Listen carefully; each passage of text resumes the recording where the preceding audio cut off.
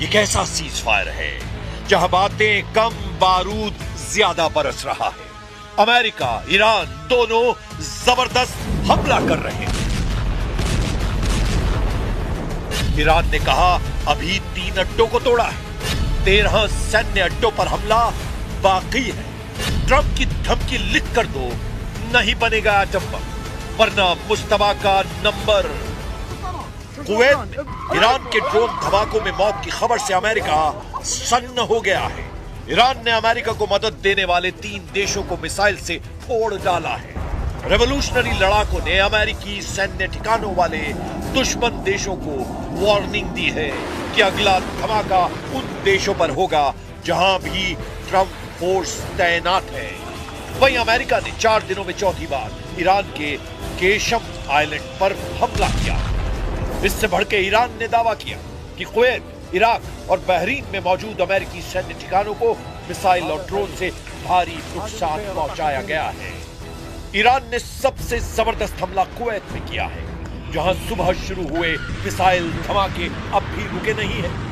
ईरानी हमलों से Kuwait international airport पर अफरा तफरी मची है। हालांकि कुवैत ने बयान जारी कर कहा है कि उसके एयर डिफेंस सिस्टम दुश्मन की मिसाइलों और ड्रोन को रोकने की पूरी कोशिश कर रहे हैं।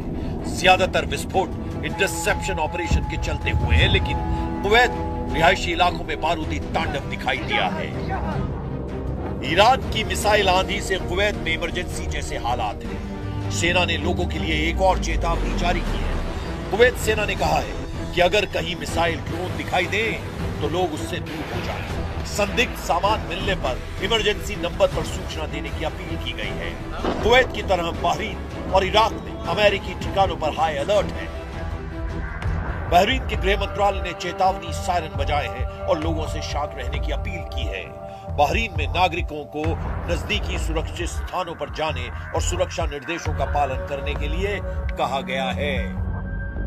ईरान के सरकारी ब्रॉडकास्टर IRIB ने सोशल मीडिया प्लेटफॉर्म X पर कई वीडियो शेयर कर घातक हमलों का दावा किया है। वीडियो में मिसाइलों को बहरीन और इराक के आसमान में विस्फोट का दावा किया जा रहा है, लेकिन अमेरिकी सेंट्रल कमांड ने ईरान के हमलों को खोखला दावा करार दिया है। सेंटकॉम ने कहा है कि ईरान ने बहरीन में US नेवी के 5वें बेड़े के मुख्यालय और एक अमेरिकी एयरबेस पर मिसाइल और ड्रोन हमले का दावा किया है, लेकिन सभी हवाई खतरों को समय रहते रोक दिया गया और किसी भी अमेरिकी सैन्य ठिकाने पर हमला सफल नहीं हुआ है।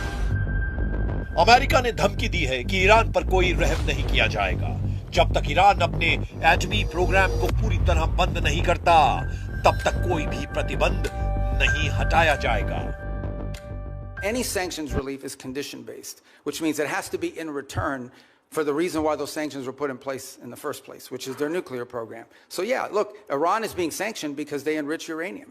Iran is being sanctioned because they've highly enriched uranium. Iran is being sanctioned because of their nuclear activities. If they agree to give up those things, there will be sanctions relief associated with their commitment and compliance. America को Iran की leadership पर रत्ती भर भी भरोसा नहीं रह गया है। इसीलिए ट्रंप ने एटमी डील की नई शर्त लगा दी है। ट्रंप ने नई शर्त में कहा कि ईरान उन्हें लिखित आश्वासन दे, तभी डील आगे बढ़ेगी। ट्रंप ने अपनी शर्त में यह भी कहा है कि परमाणु गतिविधियों पर ठोस समझौता होगा और इसके बाद ही अमेरिका ईरान को आर्थिक राहत देगा। ट्रंप का कोई पैंतरा अब तक ईरान पर काम नहीं आया है। अमेरिका के केशम आइलैंड पर बार बार हमले की वजह का भी पता चला है। अमेरिका की एटमी डील पर बार बार स्टैंड बदलने के बाद से ईरान ने खास तेवर अपना लिए हैं। सुप्रीम लीडर मुस्तबा खामनेई ने secret war headquarter Qeshm island को एक्टिव कर दिया है।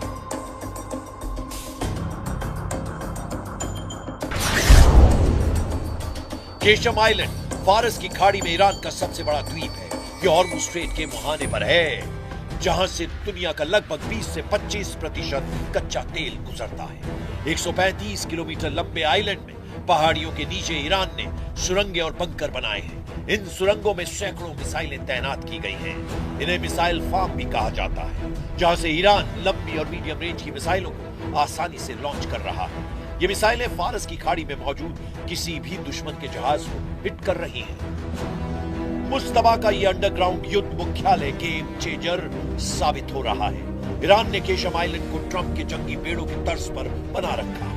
इस आइलैंड की पूरी फिल्म ईरान ने रिलीज कर दुश्मनों के होश उड़ा दिए हैं। समुद्री मोर्चे पर ईरान ने अपना इरादा साफ कर दिया है। ईरान के हजारों ड्रोन अमेरिका की नौसेना पर हमले के लिए तैयार हैं।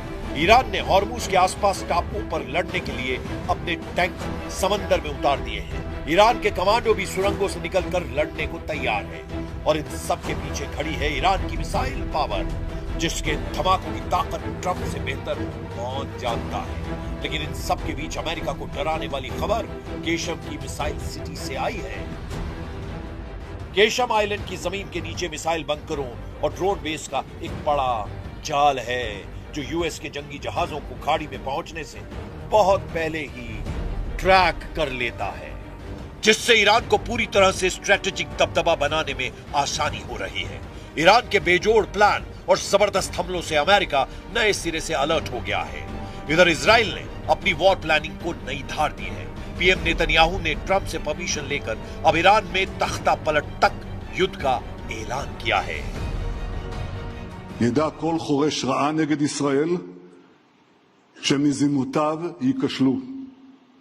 המחיר שהוא ישלם יהיה כבד ביותר. המחיר שאיראן כבר שילמה הוא כבד מאוד מאוד.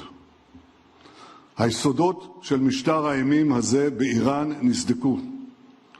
הוא לא ישוב להיות מה שהיה, ואני אומר לכם, סופו ליפול. ईरान को कंट्रोल करने से पहले इजराइल हिजबुल्लाह का टोटल सफाया करने में जुटा है। इजराइल ने लड़ाका ग्रुप के खतरे से संयुक्त राष्ट्र को भी अलर्ट किया है। संयुक्त राष्ट्र में इजराइल के राजदूत डैनी डैनन ने हिजबुल्लाह के ड्रोन खतरे को लेकर बड़ा बयान दिया। डैनन ने कहा कि ऐसे छोटे ड्रोन आज के समय की सबसे गंभीर चुनौतियों में एक बन गए हैं और इजराइल उनके हमले का इंतजार नहीं करेगा। डैनी डैनन अपने साथ एक छोटे ड्रोन की डमी लेकर पहुंचे। बैठक के दौरान उन्होंने डमी दिखाते हुए कहा कि हिजबुल्लाह जिन ड्रोन का इस्तेमाल कर रहा है उनका वजन 2 किलोग्राम से भी कम है और इन्हें आसानी से ऑनलाइन खरीदा जा सकता है। डैनन ने कहा ये ड्रोन किसी भी गाड़ी की खिड़की तक पहुंचाए जा सकते हैं और बेहद कम ऊंचाई पर उड़ते हैं, इसीलिए इनका पता लगाना मुश्किल होता है। डैनन ने आगे कहा कि जब तक आपको अपने सिर के ऊपर इसकी आवाज सुनाई देती है तब तक बहुत देर हो चुकी होती है। डैनन ने कहा कि इजराइल इन ड्रोन से निपटने के लिए नई तकनीकों और रणनीतियों पर काम कर रहा है। उन्होंने कहा कि इजराइल इस चुनौती का समाधान खोज लेगा। Now Hezbollah are using different kinds of drones. Few of them with fiber optic. These drones weigh less than 2 kilograms. It flies low. It is very difficult to detect. And by the time you hear it above your head, it's too late. इस बीच Iraq से Israel के लिए good news मिली है, जहां Iran समर्थित 2 लड़ाका group ने surrender कर दिया है। ईरान समर्थित इराकी मिलिशिया अस्साइब अहल अल हक और इमाम अली ब्रिगेड ने अपने हथियारों को इराकी सेना को सौंपना शुरू कर दिया है। हालांकि नेतन्याहू से नाराज ट्रंप ने उन्हें सोमालिया फ्रंट पर करारा झटका दिया है। इजराइल ने सोमालीलैंड को नए देश की मान्यता दी है। सोमालीलैंड को सोमालिया से अलग मुल्क के रूप में मान्यता के मसले पर अमेरिका इजराइल के साथ नहीं है। वॉशिंगटन ने सोमालिया की एकता और अखंडता की पुष्टि की है। मिडिल ईस्ट से आई रिपोर्ट के मुताबिक सऊदी अरब और खाड़ी देशों के प्रेशर में ट्रंप ने सोमालिया का पक्ष लिया है। अमेरिकी विदेश विभाग ने कांग्रेस को सोमालीलैंड को लेकर एक रिपोर्ट दी है। इसमें कहा गया है कि सोमालीलैंड के विकास के लिए सोमालिया में शामिल किया गया था। सोमालीलैंड के साथ अमेरिका के बेहतरीन संबंध हैं, लेकिन वॉशिंगटन सोमालिया की संप्रभुता और अखंडता की पुष्टि करता है। रिपोर्ट में अमेरिकी अधिकारियों के हवाले से कहा गया है कि राष्ट्रपति डोनाल्ड ट्रंप शायद ही सोमालीलैंड को मान्यता देंगे, क्योंकि अरब और मुस्लिम देशों का उन पर दबाव है। सऊदी, कतर और पाकिस्तान जैसे देशों ने इसका खुलकर विरोध किया है। लेकिन इसका एक पहलू ये भी है कि ट्रंप सोमालीलैंड को मान्यता देने की बजाय पूरे सोमालिया को अपने कंट्रोल में लेने की कवायद शुरू कर सकते हैं। ट्रंप ने कई मौकों पर सोमालिया की सरकार और व्यवस्था की तीखी आलोचना की है। ट्रंप सोमालिया को बेईमानों का देश कहते हैं। ट्रंप की नजर में जो भी खटकता है उसका हश्र ईरान जैसा होता है। फिलहाल उन्होंने सारा फोकस ईरान से एटमी डील पर लगा रखा है। ईरान को झुकाने के लिए ट्रंप हथियारों का ट्रेलर रिलीज करते रहते हैं। कुछ दिन पहले उन्होंने जिन हथियारों से ईरान को धमकाया है, युद्ध के अगले राउंड में उन्हीं के इस्तेमाल का खतरा है। ट्रंप ने अपने social media platform truth social पर एक वीडियो जारी किया था, जिसमें उनका एयरफोर्स वन विमान, फाइटर जेट्स और परमाणु बम वर्षकों के बीच उड़ता हुआ नजर आ रहा था। इस वीडियो में एयरफोर्स वन के साथ F-15 फाइटर जेट, B-1 और B-2 बॉम्बर भी थे। बीच में अमेरिकी राष्ट्रपति का विमान एयरफोर्स वन। ये फॉर्मेशन दिखाकर ट्रंप बतलाना चाहते हैं कि अमेरिका के हमले का वो कैसे नेतृत्व कर रहे हैं। लेकिन ईरान जिस जिद से जंग के मैदान में डटा है, उसकी कोई काट नहीं है। ईरान अपने वजूद की लड़ाई में सब कुछ झोंकने के लिए तैयार है। सुपर पावर को बराबर की टक्कर देकर ईरान ने ये बतला दिया है कि हार जीत से अलग इस युद्ध के नतीजे होंगे। खाड़ी में महाशक्तियों के गुरूर टूटेंगे, सबसे घातक हथियारों का घमंड टूटेगा। ईरान कह रहा है कि अब अगर हमला हुआ तो किसी नियम कायदे की परवाह नहीं की जाएगी।